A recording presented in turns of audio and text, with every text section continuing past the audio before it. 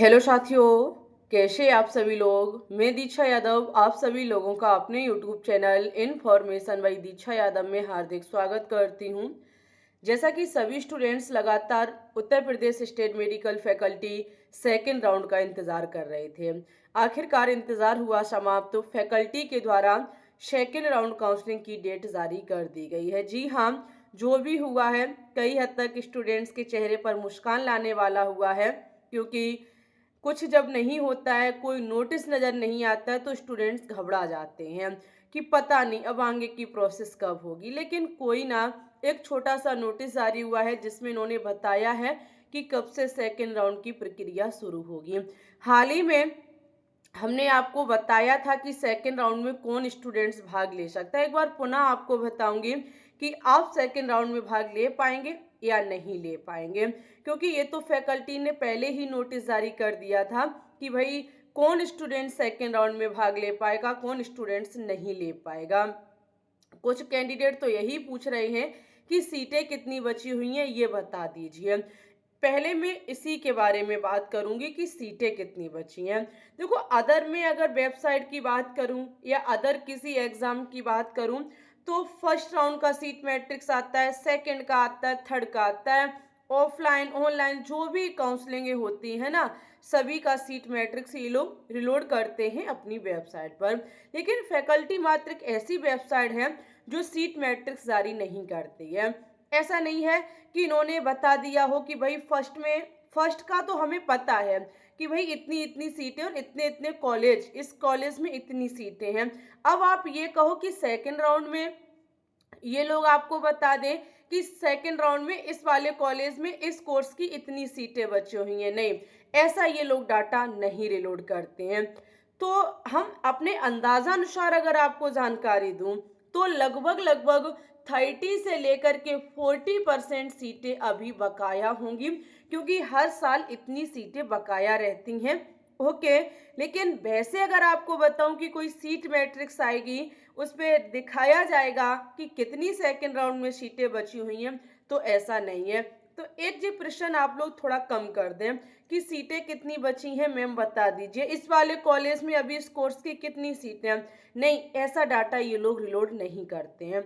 Okay, लेकिन ये है कि 30 से 40% सीटें अभी खाली बचेंगी। ओके, अभी काफ़ी स्टूडेंट्स का यहाँ एडमिशन होगा, इस चीज़ की टेंशन ना लें। चलिए मैं चलूँगी फैकल्टी की वेबसाइट पर, वहाँ से आपको सेकंड राउंड काउंसलिंग कब से शुरू होगी इसकी जानकारी देंगे। उससे पहले आपसे छोटी सी रिक्वेस्ट है, चैनल पे अगर आप न्यू हैं तो प्लीज़ चैनल को सब्सक्राइब करें, बेल आइकन को दबा के ऑल पर क्लिक करें। ओके, तो आप देख सकते हैं हम फैकल्टी की वेबसाइट पर आ चुके हैं। नीचे की तरफ स्क्रॉल करेंगे, यहाँ लिखा हुआ है link for combined paramedical selection process 2025-26। आपको इसी वाले ऑप्शन पर क्लिक कर देना है।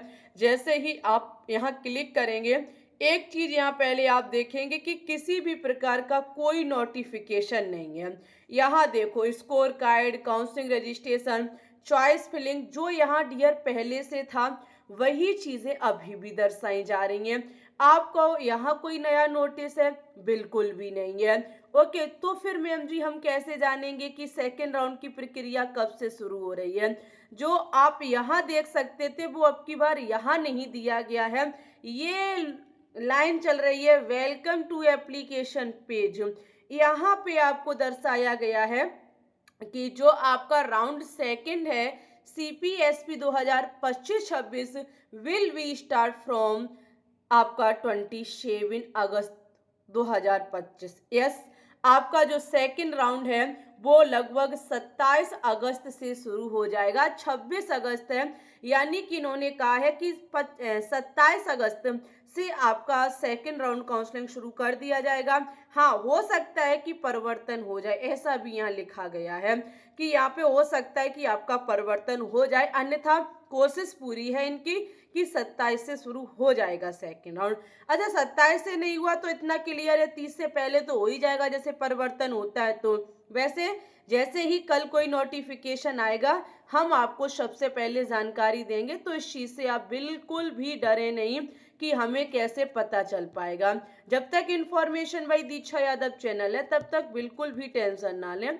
हम आपको एक एक जानकारी समय से देंगे और सटीक जानकारी देंगे। ओके, अब हम यहाँ बात करेंगे कि आखिरकार सेकेंड राउंड काउंसलिंग में कौन स्टूडेंट्स भाग ले सकता है और कौन स्टूडेंट्स सेकेंड राउंड काउंसलिंग में भाग नहीं ले सकता है। ओके, यहाँ देखो भाई, सबसे पहले द्वितीय ऑनलाइन काउंसलिंग में ऐसे अभ्यर्थी भाग ले सकते हैं जिन्होंने प्रथम ऑनलाइन काउंसलिंग में भाग नहीं लिया। अगर आपने फर्स्ट राउंड में भाग नहीं लिया तो आप सेकंड में ले सकते हैं। ऐसे विद्यार्थी भी ले सकते हैं जिन्होंने प्रथम ऑनलाइन काउंसलिंग में प्रतिभाग किया था लेकिन उन्हें कोई सीट आवंटित नहीं हुई।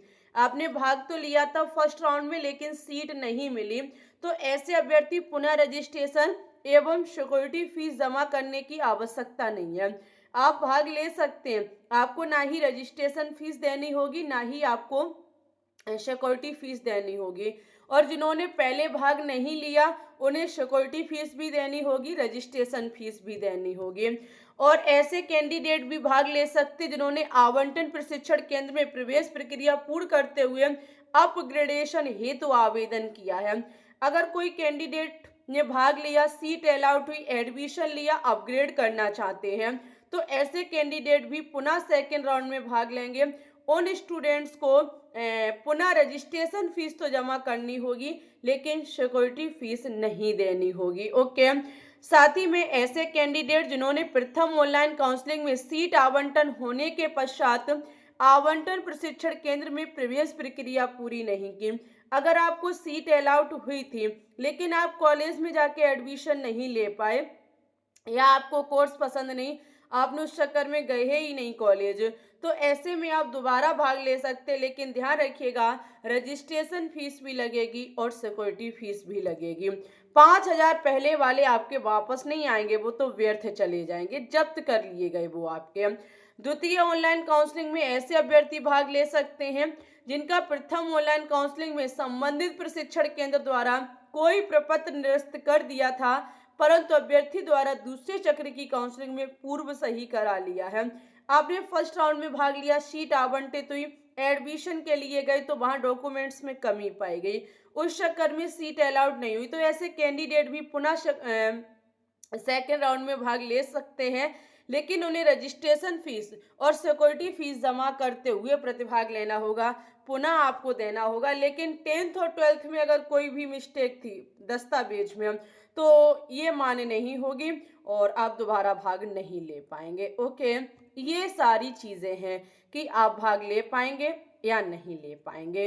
ले कौन नहीं पाएगा भाई, जिसे सीट मिली गई, एडमिशन ले लिया और अब वो आपका एडमिशन हो गया, जाइए कॉलेज, ठीक है, वहाँ तो आप एडमिशन ले ही चुके हो, क्लासें अभी शुरू नहीं हुई हैं, हो जाएंगी तब हम आपको बता देंगे। समझ गए इतनी बात? अगर आपके मन में अभी भी कोई डाउट है तो चलो भाई कमेंट में लिखो, हम उसका रिप्लाई देंगे या उस पर आधारित वीडियो बनाएंगे। ओके, इसी के साथ वीडियो को लाइक करें, शेयर करें, चैनल पे न्यू है तो चैनल को सब्सक्राइब करें, हमारे टेलीग्राम ग्रुप से ज़रूर जुड़ें, लिंक कमेंट सेक्शन में पिन है। मिलते हैं आपसे न्यू नोटिफिकेशन के साथ, तब तक के लिए bye bye, take care, all the best.